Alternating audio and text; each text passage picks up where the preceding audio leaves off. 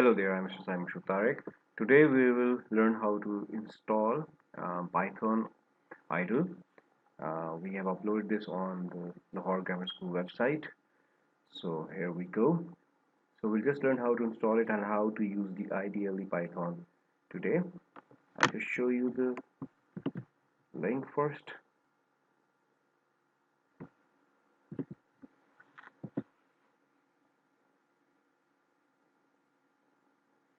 Okay, once you go here, you will find over here is download the Python 3.74 version, the latest version available. And we will also learn afterwards in the next lecture is the Python turtle as well. Okay, so once you click on this, you will download. This is an external. Okay, so once you download it, you go through the process. Okay, I have to uninstall it because I'm not installing it again. You'll go through a process I have mentioned over here. Okay, and once you've installed, you will have the IDLE Python 3.72 to 32-bit installed on your computer. So if I open this up right now, you will see is that I have Python idle.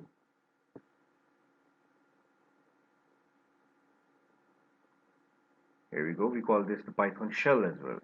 Now you don't exactly program over here, although you can do it over here as well. For example, I could write over here is 7 plus 7.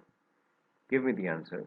But we preferably use the new window where we can write our code and it will show us over here.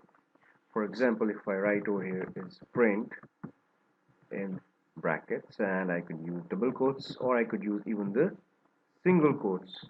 That doesn't make much difference, right? Now it's important for us that before we actually run this, I will run this, it will ask me to save it. So I will save it somewhere, let's say on my desktop, but we need to save it as py. So I will name it as test.py. Now let's save it. Right, now this is displaying the result. So this is where we type our code, and this is in the shell we get the output. It's a very simple language for kids to understand, very easy language for everyone to understand, but obviously a very high level developments in artificial intelligence um, and game programming has been done in Python. So starting off with such kind of language will be really good for the students. Okay, this was the first lecture, how to install and how to use the Python ideally. In the next lecture, we will start discussing variables, functions, and other stuff like that one by one. See you till then.